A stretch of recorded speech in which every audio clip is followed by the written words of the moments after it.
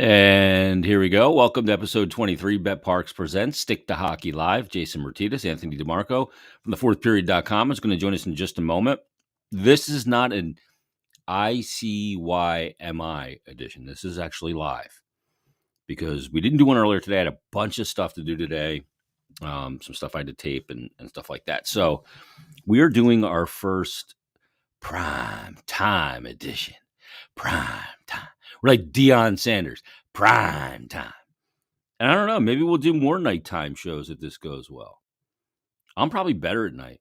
I suck during the day, in the morning, for sure. But anyway, we'll get to Anthony DeMarco in a moment. Let me tell you about Bet Park. Great time to get on the Bet Parks app. It's a fantastic casino and sportsbook app. We'll have the Broad Street Boost for you coming up on Wednesday. We will have great stuff to wager on all week long. Busy week for the Flyers. Got a game coming up tomorrow. Got a game Thursday. Got a 5-game homestand. Got a game Saturday, Monday.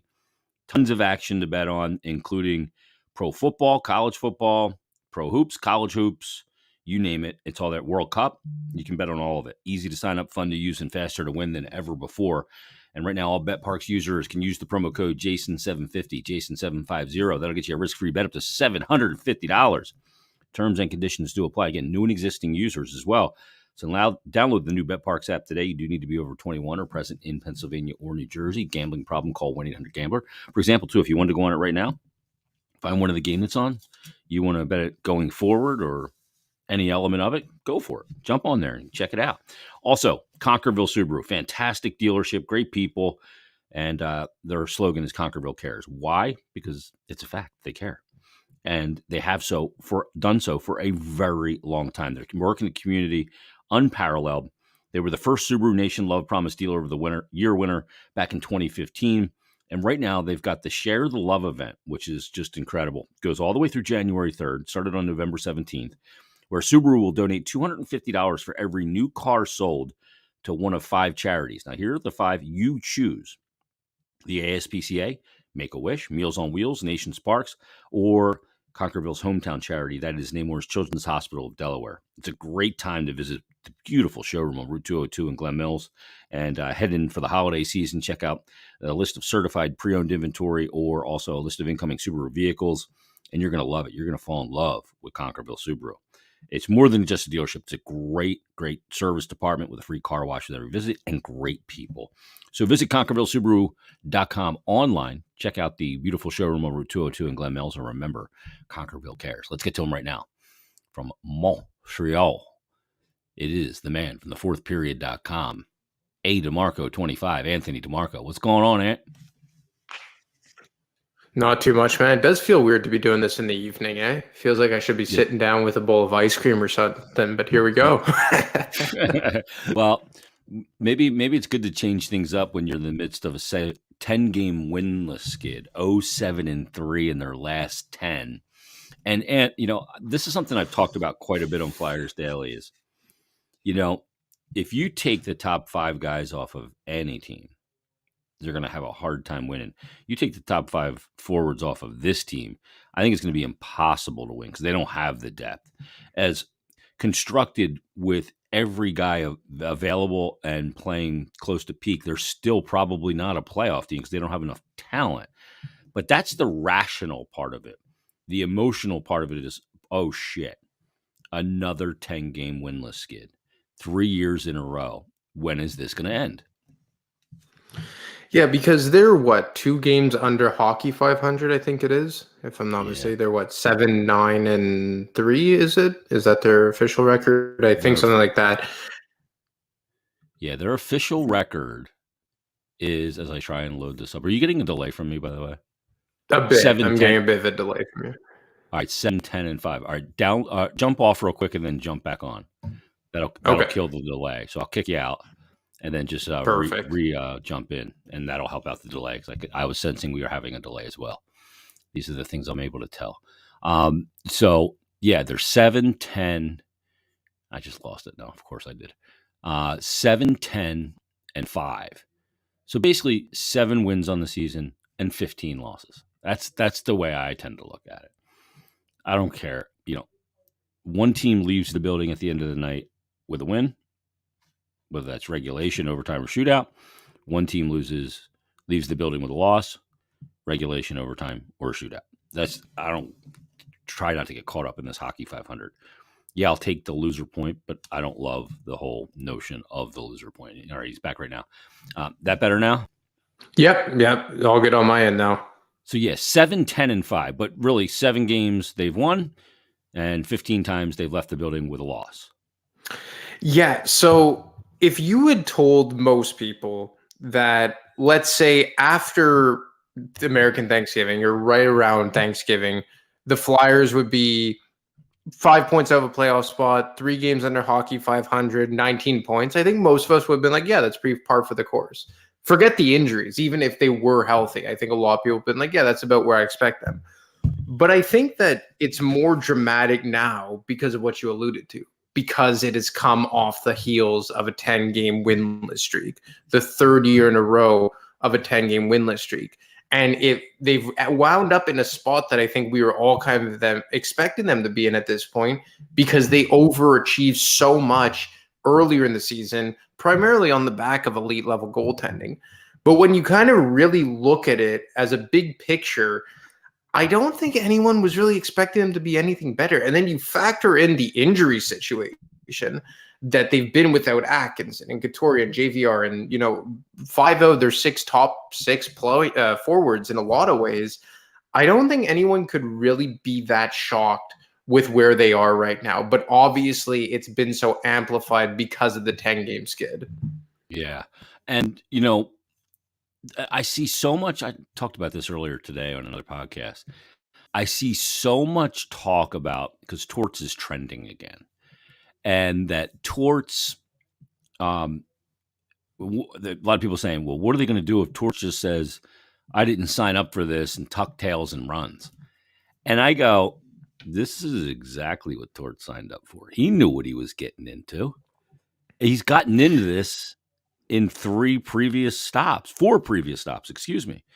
When you take over teams, they've likely fired their coaching staff. Why? Because the team's not good. Very few coaches get fired like old Quenneville did when, we had the situation in Florida with a good team. So you take over a really bad team. And to me, I think Torts is a builder. He likes to build his team and his identity to play the way that he considers to be the right way. And you can debate whether you agree that he plays the right way or doesn't play the right way or has evolved or hasn't evolved enough. But he's not running from this. I don't know if people saw his media availability today. I think you see a guy there that's really enjoying this. He's not enjoying losing, but he's enjoying the element of evaluation, finding out who's who, and going to enjoy building it back up. I think he knew exactly what he was getting into. It's crazy amount of DMs or tweets I get weekly or almost daily at this point that says, you really think he signed up for this? Torts isn't the guy that you sign up to be a rebuild, like be the coach of a rebuilding team. And I think you've brought it up on several occasions, is like when he took over the New York Rangers, they were hardly a juggernaut. When he took over the Columbus Blue Jackets, they were hardly a juggernaut. His situation in Vancouver was kind of weird, and obviously that is the one outlier in his coaching career. Mm-hmm. This is a bit before my time, but when he took over the Tampa Bay Lightning, I don't think that they were a cup-ready team. He took over in, 2002? So I think it's because they try and group Torts in with the guys like Julien and Vigneault and Lavi, and those guys are cup-ready coaches. Like, you don't hire AV finishers. Exactly. They need to have all their pieces in place. But specifically save for the 1 year in Vancouver that proved to be an anomaly, say like the last 15, 20 years of his coaching experience has been the first year or two, if not more, really kind of figure out what he has. And he has long had the resume or the reputation, if you will, of being able to squeeze the very most out of nothing. I believe they were even talking about that. I don't know if it was Saravalli's show or if it was, or if they were talking about it on TSN radio up here in Canada, but they often talk about Torts as a guy that really is brought in to really shake the narrative or change the culture, rather, change the standard, and really try and just shape a team into the way he sees it. And that's not a guy that you get in when you're ready to win a Stanley Cup. I think he could be a cup coach, but he is far from a closer like a Lavie or an AV. Yeah, or just that, right? Like he's Yeah. a guy that everywhere, and we'll remove Vancouver because that is the anomaly here. The only place he spent less than 5 years at, too, is you look at it and you go, okay, everywhere he's gone, he's either had a partial season, and his first full season with every team, he has never made the playoffs. He's never taken a team that wasn't good and made the playoffs. So, but year 2, his second full season, he has, and every one of those teams arced. Now, obviously, Tampa Bay arced to the pinnacle. They won a cup in 2004. Then with the Rangers, he arced all the way to a conference final. And then with the Blue Jackets, a couple of second rounds. But they've all arced, and they've all had 4 in New York's case, 5 seasons in Tampa's case, and 5 seasons in Columbus's case of years in the playoffs, a bona fide playoff team. And, with varying levels of talent at each place. Probably, when Panarin left and Bobrovsky and all that, he obviously suffered a little bit there in Columbus, and that wasn't a team that drew high-end talent in that tenure. So, I just think that there's a lot of narratives about Torts. Like the one thing that happened this weekend, I'm sure you saw it, was what Gianna Hahn put out from the Inquirer. Because at the end of his press availability, he didn't get into the specifics of talking about individual players. And he's not going to do that. We've seen that this year. He buys himself time when he's still emotionally amped to not bury guys publicly. So he says, I need to look at the tape. And in this, he said, you watch the game, you're going to write your story, write your game story. And it was put out that he wouldn't answer any questions. The only problem about it is that when you watch the full availability, the 4 minutes before that, he answered a ton of questions about the game. But it was presented by Gianna that was the only thing he did. It was one of those, I came into press conference, no. All right, over. And we can't do our job. But when you saw the full availability, that wasn't the story that was told. And a lot of people ripped the shit out of Torts. I mean, beat the shit out of him publicly and said, this is bullshit, blah, blah, blah. And I saw some retractions. I saw a lot of people that ripped them that didn't retract either.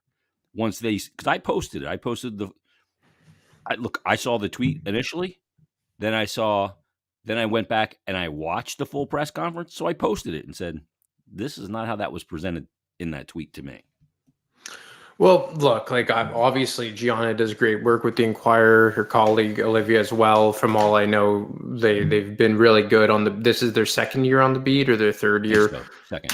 So I'm not here to disparage them in any way, but I think that maybe it showed how new they are kind of to the business, because people have talked about this even in Canada. And this is Torts playing his shtick in some ways, and in other ways, he didn't really do anything wrong. Because, like you said, when I watched it back, he gave information. It just wasn't the information that maybe they were looking for. And I think that there is some critical thinking involved sometimes when you're on the beat, you're trying to write a story, you can have it fed to you. And you could have made a story that, despite all, the losing streak, and that was after 9 games, or was it after the 10th game? I forget which one it was. I feel like it was after the Pittsburgh game, that you could have wrote a story on whatever about, but clearly Gianna wanted a specific answer as to what went wrong on an individual point. And I could understand that. Obviously, that is probably a juicier type of meat that you could feed into your story. But there's other ways around it. But I think another thing that Torts has consistently done here, and again, I will say, being up here in Canada, listening to TSN radio in Montreal and Toronto almost daily, the Flyers have not been this talked about since the days of Laviolette. And I'm being serious. So You know how much Torts has kind of meant for this team in that respect. But he's always been a guy that takes the bullets for his players. And specifically when his team is struggling, he takes the negative attention off of them. And he's done that consistently here. And if you don't think that that's semi by design, you have no Totally. idea. Totally That's buy into that. exactly what he's doing. And he's Yeah. not even doing it to the lengths that he did in Columbus or New York or Mhm. Vancouver, obviously, was a sideshow in a lot of respects. But this is a very toned down version of Tortorella. And I think that even he said it very respectfully when he kind of shot down those questions from Gianna and Olivia.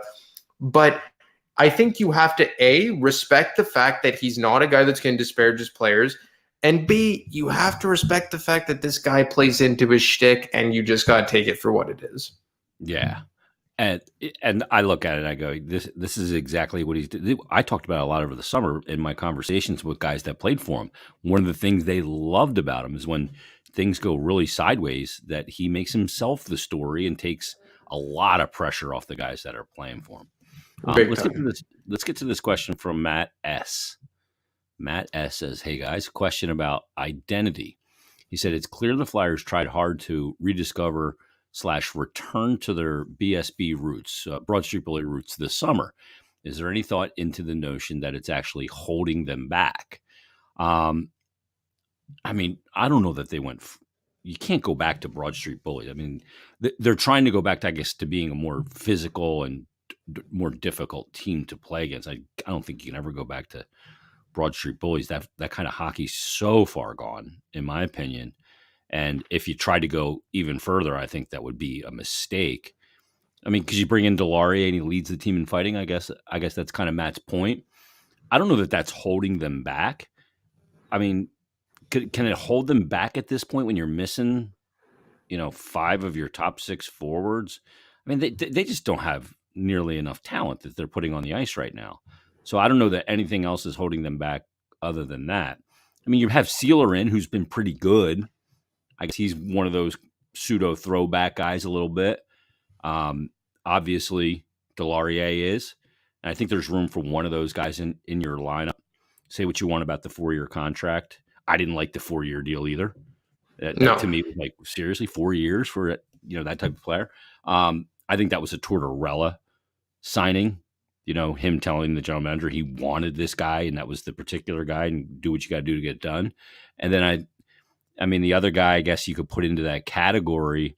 D'Angelo, certainly not that, but he's a guy who plays a lot of emotion. But I guess you could put.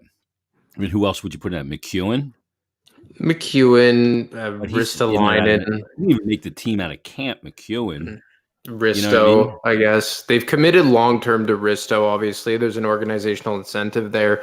I mean, look, even a guy like Delorier, like I know everyone just pegs him for this goon, but the guy's a decent hockey player. Like he's not a liability. Like you look at over the last 11 games that he's played, like since that Ottawa game at the beginning of the month, his last 12 games actually, like he has pretty much an even course. He just has shed under 50%. He has a positive expected goal differential. Like he's not a guy that's out there just as a full-time liability, like let's say a Ryan Reeves, if you will. But yes, do I think that there's an element here that they want to be tougher to play against, that they wanted to not get walked over, let's say how they did against the Rangers several times back in the 2021 shortened season? 100%.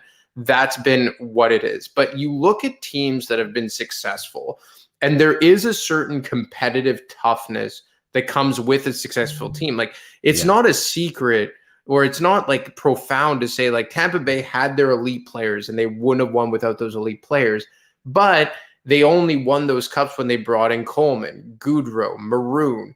Perry came last year. They always had a Zach Bogosian or a Derek Savard on the back end. Eric Chernak, although he's a really good shutdown defenseman in addition to that. And I think that you need those types of players, or maybe not that you need them, because let's say Colorado won last year without that, except they had those tough guys on the back end, specifically Josh Manson, who isn't an analytical darling. But I think it really goes a long way when you have guys that can play a regular shift, aren't going to kill you in your own end, are sound defensive players, but also bring that edge. Because the thing is, specifically, like you brought up, Jay, when you're dealing with the team like the Flyers, that they don't have that elite level skill, and they don't have a group that's going to drag you by the top end of their lineup offensively, you at least want to set a standard. I know everyone's getting tired of hearing that word. I get it. It's gone all the way back to training camp. But I spoke to people at the organization over the weekend. It is about setting a standard, because for a lot of these young guys that could be a part of the team moving forward, you don't want them to get used to that losing culture.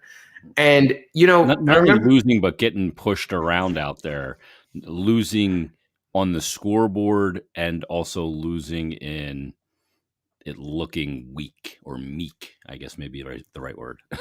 Well, like I'll give you an example that kind of was talked about a lot up here in Canada that was also involved the Flyers. Remember the whole incident with Konechny and Matthews, like what was it, a month ago at this point? Yep.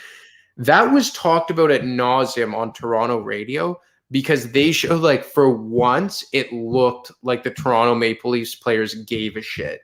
And that's not to say that they have a bunch of goons running around. Like the Leafs are a team that I think could have used a Nick Deslauriers, if we're being honest. That's a team. But I just think just the more the attitude of how you play is important. And I think a guy like Deslauriers, a guy like Seeler, a guy like McEwen, three guys who I think have played very well this year in their respective roles, specifically Nick Seeler and Zach McEwen, but also bring that competitive toughness and that edge and that grit, and can punch someone's face in if need be. It goes a long way. Yeah, I get what Matt's saying, though, because it is a bit Neanderthal, right? It's because like what he says, what I meant by that is that in 2022, why not choose to focus on the identifying as a skilled club? It seems like there's an overt fascination with effort. Thanks again. Enjoy the pod. And there is. I agree with Matt completely. 100%. I would love for them to identify as a skilled club, but to do that, it's a lot harder to get high-end skill than it is to get guys that can really be physical presence on the ice and high effort guys. Because skill is something, I mean, that's what they're going to be looking for, right? Yeah.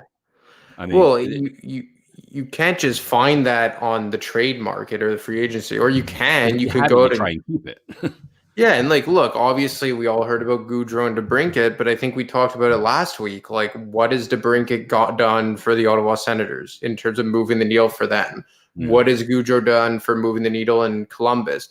Like, to build a kind of concrete, like, skilled team, you have to do it from within. And Chuck alluded to it as much. Even Danny Briere alluded to it as much, that the best way to find those types of players is through the draft. And I think that for the one, for all the bad that this regime has done in the eyes of many, I think most people could agree that the Flyers, specifically Brent Flahr, has targeted players with a high skilled upside in the draft. You look at a guy like Emile Andre that they took in the second round of 2020, a Tyson Forster, a Cutter Gauthier. Like, I mean, they could have very easily gone for a David Jiricek, who went to the very next pick to the Columbus Blue Jackets, who's probably a lock to be like a solid top four stay-at-home defenseman.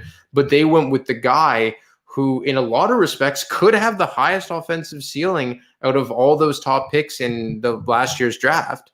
I mean, if we're being honest. Yeah. So, I mean, I think there has been an organizational shift in this regime to target players with higher end skill. Obviously, I know people are going to bring up Cole Caulfield, and for sure at this point in time, that's a major miss. But let's see what Cam York does at later on in his career.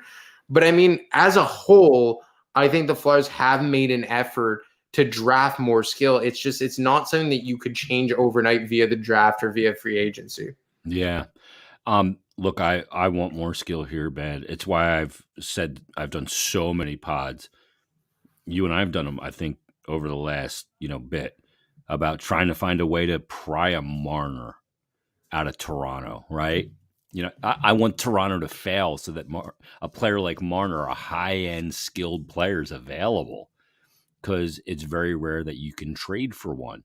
You can sign one sometimes, like a Gaudreau, but it's 29, or you can trade for a DeBrincat, but he can walk after the year of his contract is up, and you give up a decent amount to get up. Didn't end up being the case for DeBrincat, because I didn't think the trade package was that huge to get him, but that was the situation. That was a little bit different, and we'll see if he, extends, what happens with all that. But Yeah, I mean, they do need more skill. There's no doubt about that. So Matt S is Yeah, absolutely right. I'd love for them to be identified in 2022-23 this season as a skilled team that needs to add some grip, because I go, if I'm that and I need to add that, I can find that part. Like, I can find the 100%. grit. I can find a way to fit that on my roster. Yeah, like Going what the other Tampa way, did. tough. Yeah, Yeah. exactly. Yeah, Going it like the other way. Tampa, they moved a couple, but even that, like they moved a first round pick for Goodrow. They moved a first round pick for Coleman. They traded a pretty decent haul to bring in Brandon Hagel last year. Like even those types of players, like competitive top nine guys that can play even up in your top six if need be, like they come at a hefty penny. Like even Coleman got a pretty big ticket in Calgary. And look, obviously those guys are better than the likes of Delorier or McEwen and all that. But then you even look at the Edmonton Oilers. I forget who reported it. It may have been Saravalli. I'm not sure. But they're looking for a depth forward with grit. And honestly, the first name that came to my mind was Zach McEwen. Like he would be a perfect fit for the Oilers. So, I mean, there are still teams that have that high end skill that look for it. But Matt's 100% right that your foundation has to be your skilled players. Yeah, totally agree. Renee says that that's official. The Flyers are dubbed as the new Sabres last year. It continues. That's not even fucking close, dude. Like, I don't like to rip commenters, but that's fucking dumb, Renee. The Sabres had like five top three picks and are still the Sabres, Yeah. until maybe now. But yeah, the They're Flyers even don't have. struggling now. Yeah, I mean, it's amazing some of these teams. Like I was looking at it last week, and Edmonton. Like I was stunned. They're a team like even now -5 in goal differential. They're out of the playoff picture right now. They're 11-10 on the season, 22 points in 21 games. And I go, how on God's green earth in the regular season with those two guys do you not have a better record than that and a higher goal differential? And I know it's goaltending. And I thought the signing of Jack Campbell was going to be yet another mistake because I don't believe in the goalie. And it's just, I don't think you can have two of those guys making that kind of dough. I just don't. I don't think you can build a team. Yeah, well, I mean, at least Dreisaitl's on a pretty team-friendly contract. I think he's making like $8.5 million or something crazy. It's so nuts that when Chiarelli signed that deal, he one of the only good deals he made in Edmonton. People ripped him Yeah. for that. But no, I think that maybe when the cap starts to go up here, that will change a bit. But I think in Toronto, you have a much bigger issue because they have three guys in that range. Yeah. Like I think between And Austin Tavares. Matthews is coming up. Oh my God. I think he's going to break the bank. But I mean, all I keep hearing about him is maybe going to LA. So, I mean, I guess we'll see what happens with that. But You don't think that he gets extended in Toronto? I don't know. Like, I want to say yes. I've heard I think things. they extend him in a heartbeat and then they deal a Marner. It's weird because I think a lot of what happens with Matthews depends what happens with Dubas because I've heard that they're very tight and Dubas as of today is a lame duck GM without a contract for next year. Mm-hmm. So, I mean, I've heard a lot of LA. I don't know why, but a lot of people are connecting the dots that Kopitar's deal is up the same year that Matthews' deal is up in 2024. So I don't know. I think that if Dubas stays, Matthews stays. I obviously depends what happens in the playoffs this year, but that could be a seismic shift. Is he I mean, where does he rank in the last 30 years in Toronto Maple Leaf players? Is he the top?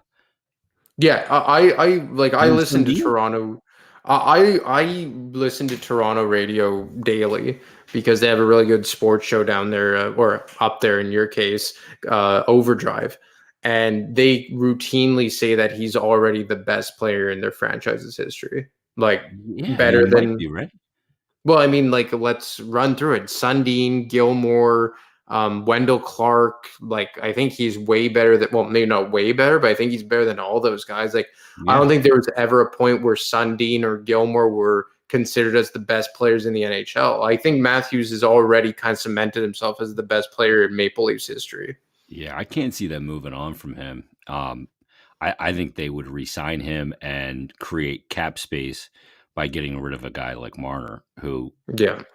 is not as good, And I don't think Tavares is movable because of the contract and the no move clause, obviously. and he signed that going home, so he's not just going to waive, Yeah. And I know that Marner's from there, but he is eminently movable in my opinion. So yeah, I don't see them moving forward without Matthews, unless Matthews just goes, you know what, I'm going to go to Arizona or LA, Yeah. Because I that's where he mean, wants to play. he controls all the cards, right? Like he's a He's UFA in all- 2024. Like they gave him that contract on a silver platter. They gave him the term he wanted, the money he wanted, the control he wanted, everything. So and if it's going to he's time out perfect for him because that's when the cap's going to start rising again. it worked out beautifully. And I think that for a lot of teams that, let's say, are up against the cap right now, i.e., almost every team in the NHL, you were signing these deals when the cap was projected to keep going up and up and up. Like, well, we always talk about the Kevin Hayes contract, $7.1 million. Well, that was the year before COVID. If there was no COVID, the cap's probably at $90 million right now. And is Kevin Hayes as a, obviously he's at a point per game this year, but is Kevin Hayes as a 55-point center at $7 million when the cap is 90 mil? Is that a bad contract? Like, if it's 8% of the cap or 8.5% of the cap, it's not that big of a deal. But when it's at 12% of the cap, it's more painful because it's sat there at that number too. Exactly. Nothing's budged. And I think that when Hayes signed that deal, everyone kind of agreed that, like, okay, he got like a mil, 1.25 more than he's worth. Like I always said that he deserved the Brock Nelson contract, 6x6. That's what Kevin Hayes deserved. He got 7x7 because he was a UFA, and that's it. And I still think desperately needed a center because they knew Nolan Patrick couldn't play. Exactly. And if you rewind 3.5 years into that contract, if I had told you that over those years, if you averaged his points out over 82 games, he was a 50 to 55 point per season point guy. I know I worded that terribly, but you know what I'm saying? I don't think anyone would have been upset that Kevin Hayes was notching 50 to 55 points a season. I think that's exactly what everyone was thinking of him. But he has been a guy that has been kind of caught in towards his crosshairs a bit too. Yeah, it's amazing because he's leading the team in points. He is a point per game player, 22 games in. But Torts has shown that you can't point per game your way out of my doghouse. I'm going to move you all around. The amazing thing is that he's performed no matter who he's been with. He's put his name on the score sheet. Look, they're the lowest scoring team in the NHL. I mean, them scoring goals is like as arduous as it gets. And someone on Twitter said, well, someone has to get points on a team. I said, no, actually not. Like, that's not true at all. And it's weird because I was talking with someone with the Flyers, I believe it was yesterday, and they said to me, like, isn't it weird that every day, like, Torts is kind of like taking a dig at Hayes and he's responding as being a point per game player? So like, hand in hand. Yeah. So like, and there is something to be said that Kevin Hayes, if we're looking at this objectively, is probably the only top 6 player the Flyers really have on their roster right now. I'm sure Owen Tippett, you can make a case for him as well, although he's cooled off recently.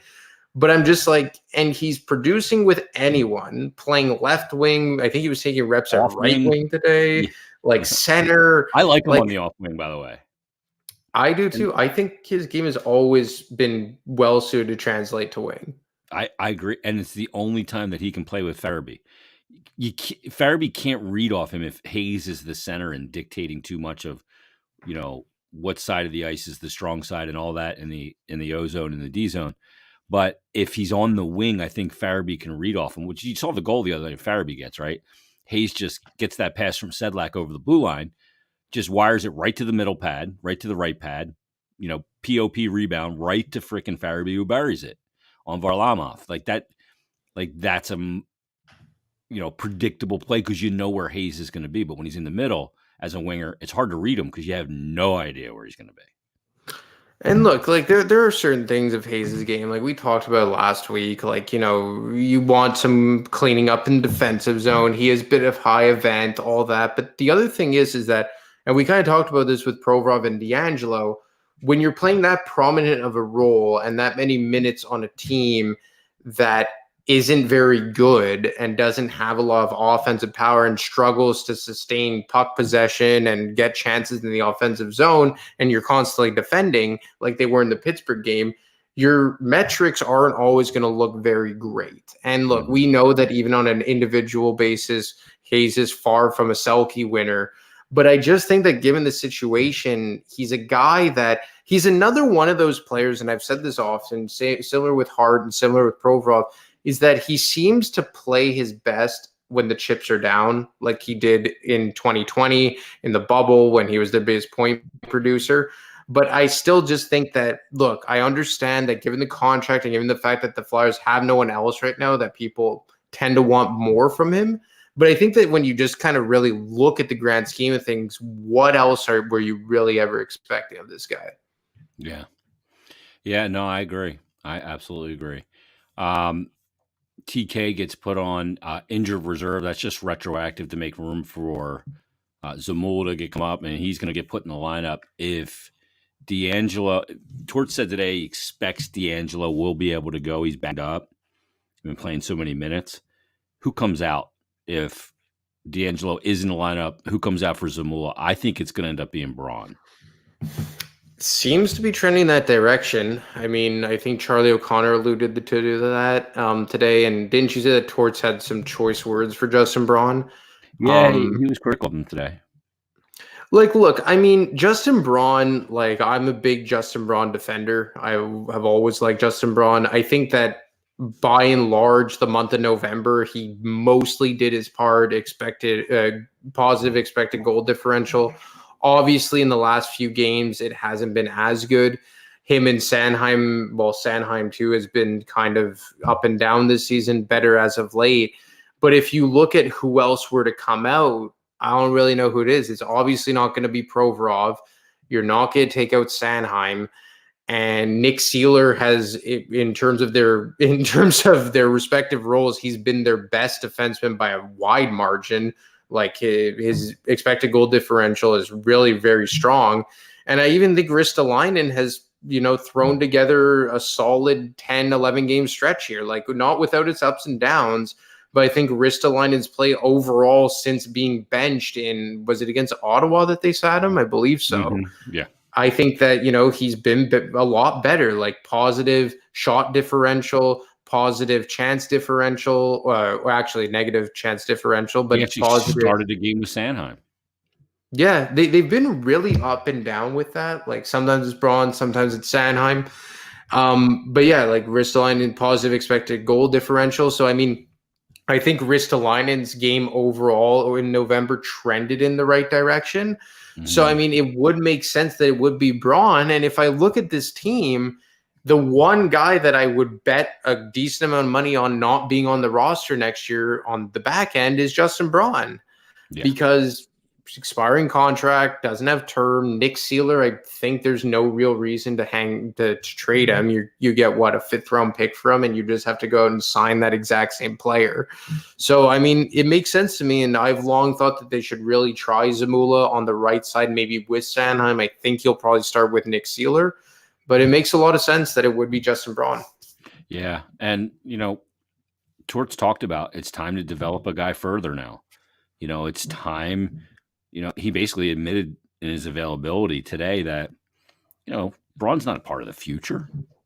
He's a veteran player. He's 34, 35, however old Braun is. I think he's 34. Is that right? 35? Something like that, in that range. Yeah. So, I mean, he knows, like, hey, part of this is finding out what these young players are, because finding out what Justin Braun is at this point is a little foolhardy, because we already know what he is at this point, and we know it's not a part of the future when, this team is finally moving in the right direction. I thought it was interesting. Last thing Torts said, he's got like his hate list of all the coaching moves, player yapping, and all that stuff while the Flyers are down. He's like, you are what you are in this league. You got to earn everything. You're perceived as shit because you've been shit, right? Yeah. And he goes, but I keep an inventory of that stuff, because when we're on our way back up, I plan on cashing some of those checks. He's like, I keep a mental inventory of that. Like, oh, this coach, knows that we weren't very good or we were severely banged up or, riding an 8-game, skid, and he's putting out his number one power play against us up 4-0. Like he remembers that stuff. And he's like, the players should remember that too. I agree. Yeah, I mean, look, they're going to keep their receipts, and obviously, when the Flyers maybe do get some healthy bodies back, and it looks like Atkinson's going to be the first one back, and then I would assume last week. By the way, you're ahead of the curve on that one.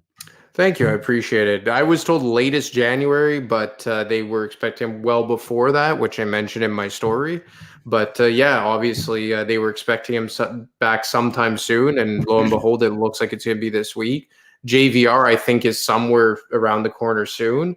Mm-hmm. And then you're probably looking at Lawton and Konechny soon after that. And look, if you get those guys back and you see some of these other guys coming out of the lineup, it's going to be interesting to see who does come out of the lineup when you start getting like 3-4 players back. Yeah. Even Wade Allison. Like, I mean, out of the guys on the roster right now, forward-wise, like, who are you kind of looking at that might be coming out when, let's say, forget Couturier, because obviously he's down the line in March, if at all. But when Allison and all these guys come back, who are some of the guys that you think are like going to come out? Well, you're finally starting to see a little something from Kiefer Bellows. He hasn't scored, and he needs to score. But so I don't know if that would be better. Yeah, so I don't know if he would be immediate, but I mean, McEwen would stay in. They would have to put in. I mean, Delorier stays in. Frost. I mean, the options are, I guess, Frost. Farabee's going to stay in. Willman, Lazinski, Brown. Yeah, Willman and Lazinski go out for sure. Patrick Brown maybe is another guy, but he can take faceoffs, and they're fucking hideous in the faceoff circle. I mean, hideous. Carter the other night on Saturday won 14 of 15 draws in the game. Carter's 100, right? He wasn't even that good back in the day, was he? He's good on one side, I mean, he's good on the left side, and that's it. But Jesus Christ, 14 out of 15 he won. Well, the way I look at it, and I alluded it today on Twitter, is that Delorier, Cates, and McEwen is probably your long-term fourth line for this season. But that's a pretty good fourth line. And then you have Hayes and Seth. With Cates in the middle on a fourth line. Yeah, and because I was even forecasting to next season, because I have a feeling that McEwen gets moved at the deadline. It kind of feels like that's where it's contract to it. Pardon me? 50 contract. They have 50 contracts. Yeah. And I mean, they're in this situation now where if you want to add something, you got to lose a contract. And I think that's why Anisimov hasn't been signed. Yeah, it's totally why. Yeah. So I think McEwen isn't a long-term fit here. And it's not that I love Zach McEwen, and I've always been a defender of him, even when, let's say, last year he was kind of like a fringe NHLer. I think now he's proven that he can hang in the NHL. But I think that he's a guy that a lot of teams are going to pay a decent haul for. Like, you're not going to get your first-round pick, but I think like an Edmonton would trade like a second or a third for him, a team like that. So I think, like, if, again, providing health, if you could slide Allison on that right wing, Delorier, Noah Cates, and Wade Allison as a long-term fourth line doesn't sound too bad to me. I think that's a nice fourth line, because I don't think you got some skill up front. Yeah, again, like we went back to that question.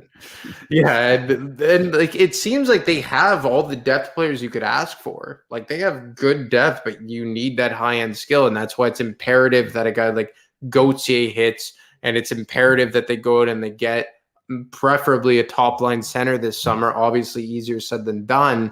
And I think you're going to have to make some tough decisions with even some of the good players on your roster. Like we talked about last week, that maybe just for salary purposes, you're going to have to be faced with a tough decision between Farabee and Konechny just for the salary purposes. Like, how many wingers can you play in that $5 million range? Like, now you have Cam Atkinson back. So now that's another winger in that range. You have an Owen. He's got term. Owen Tippett, like, yes, you have some cost certainty with him. He has one more year at 1.5 or whatever it is. But I think he's still going to be probably in that range when he's up. Like, that's what kills your cap, is when you have those middle of the road wingers making that $5 million. Yeah. That'll be interesting to see who they kind of move on from there and how they try and build this thing going forward. It's Yeah. gonna be really interesting. I mean, because in the summertime with the rising cap and money coming off and LTIR, I mean, like you could get into that Bo Horvat conversation very Yeah. easily. You could get into that trading for finding a way to get a Dylan Larkin or something like that. You could get into Yeah. these conversations that can really help you really fast. It's interesting because you look at New Jersey, they have good young players, and last year 2 years ago, actually 2 off seasons ago, they went out and they get Dougie Hamilton, but last year it doesn't do shit all for them. They finished 2 points ahead of the Flyers in the standings. But this year, all of it's kind of come together, that vision of what they were trying to do. And, Hughes coming off a natural Hattie the other night. Hamilton's been a big part of it there. They've won 14 out of 15. But you got to have the players. They have skill. They got tons of skill. They were 2 points ahead of the Flyers in the standings, but it comes together quick because they had skill. So don't expect, what I'm saying is, just because they made this huge jump with 63 points last year, don't expect that from the Flyers this year, unless you add a shitload of skill. Yeah, and now they actually have some semblance of goaltending. Yeah, I'm not sure I buy into that though, long term for them. No way, no chance. Yeah. But at least it's Vitek Vanacek. I've seen enough from him in the playoffs that doesn't inspire me at all. Yeah, but I mean, at least I worry about with them. And look, it's going to kill you. And I think that they could use some size up front. Like a guy like Josh Anderson would make a lot of sense for them to play alongside Hischier or Jack Hughes. But look, I mean, there's a long-term plan here that has to start to take shape this year. And this year is about, and look, it's not to say that wins don't matter, but it's definitely not the only thing. And, I can't say this for certain, but I would not be surprised if sometime over the next few months we get some clarity on direction, because you and I have talked about this so much that the biggest issue with this entire, let's say, front office, so going back to May, has been the communication or the lack thereof of what the hell, the messaging, what the hell they're doing. And look, I don't think it takes a rocket scientist to figure out what they're doing this year. They're tanking without tanking in a lot of ways. But I think that we're maybe going to get some communication here on what the actual plan is so people can maybe calm down a bit. But in that, I think you're trying you're trying to figure out who's part of this moving forward. And look, there's some young guys that I think are part of this moving forward. I think Noah Cates is a guy who is that. I think Tippett's a guy like that, health depending. I think Allison is. But, a guy like Tana Lazinski, I don't think he has it. I don't think he's part of this moving forward. Morgan Frost, I don't know. I think he's a decent NHL player, but he has 1 point since playing top line. I don't think he's playing bad process-wise. I don't think he's a liability. I think he needs to end up on the score sheet. And he doesn't. And that's the type of player that Morgan, you're not going to keep Morgan Frost to play left wing on your third line. I don't think that's the kind of guy he is. Yeah. And for you, what have you seen of Morgan Frost since he's been given that top line center role? Yeah, I mean, look, I see a guy that's so capable of making plays and has generated good opportunities, but exactly, if it doesn't go over the goal line, that's the thing. Some guys are great at generating opportunity, but for some reason at that level at the NHL can't get the puck over the goal line. There's so many guys that have scored in junior, right? That got to the NHL. I mean, look at Scott Lawton. I mean, he was a decent player at junior. And there's a lot of guys that put up huge numbers in junior, but never were able. They had to change their game at the NHL level because they just couldn't beat NHL caliber goaltending, or get to the right spots at the NHL level because maybe at junior they were, they had a more mature body, whatever it might be, or they played on a great line. Like Morgan played on a great line in junior, right? So I don't know. I mean, you got to see more, and until you actually put up numbers, then you're a guy that you're hoping for numbers from. And you get to a point where you say, I got to stop hoping. I need to see numbers. and I just look at his and this is in the month of March, those 12 games in March. like his expected goals for per 60, the only guys that had less than him was Cates, Lazinski, and Brown. Yeah. You look at his shots for per 60. The only guys who had less than him were Bellows and Delorier. So he's been a lot better defensively, and I think he deserves to be commended for how much he's improved his defensive game since turning pro with the Phantoms and coming up to the NHL. But it seems like his offensive dynamic ability has withered away. And I think a lot of that has been development. And I was told something over the weekend about Frost, which was very interesting to me. It came from someone within the organization that said, he's one of those guys that seems that if he came up at a different time, a lot of things would have been different for him. And I agree with that, because I think he's a guy that he went through a lot of coaches, and for young players, it's never good to go through a carousel of coaches. He went through, I think, a lot of different messaging. I think development hurt him. COVID hurt him. He got injured. It doesn't lie at all at his feet. And I think that somewhere along the line, we're going to realize that there was a missed opportunity here with a really skilled player. But for whatever reason, it seems like it's not being put together at the NHL level. And it's like they've almost tried to turn him into a player he's not. But I don't know if that's also the player worrying too much about his defensive game. It sucks to see, because you see the skill there. He just can't put it together right now. Yeah. Well, we'll see where it goes from here. We'll see if they're able to end the skid coming up tomorrow night against the Islanders. 5-game homestand. The Islanders, Tampa. It doesn't get any easier with this homestand. I mean, this is a tough schedule that they have. I mean, all playoff teams with the exception of Washington. So here's the homestand, Ant. It is the Islanders coming up tomorrow night. Tampa on Thursday. The Devils on Saturday. The Avalanche on Monday, a week from today, and then a week from Wednesday will be the Washington Capitals before they head out to take on Vegas, Arizona, Colorado, and New Jersey. So it's not going to be any easier. Read Ant's stuff at thefourthperiod.com. Give him a follow on Twitter at ADeMarco25. Great stuff as always, Ant. We'll talk soon, brother. Thanks, bud. Take it easy. There he is, Anthony DeMarco from thefourthperiod.com. And, I mean, it's tough. It's a tough homestand. Tough homestand. I mean, everything's tough when you're where the Flyers are right now. Every game you look at on the schedule, you go, oh shit. Except for maybe Arizona. You go, okay, cool. Maybe we can take on Arizona. Check out the BetParx app. Get on it. We'll give you the Broad Street Boost coming up on Wednesday. Download it.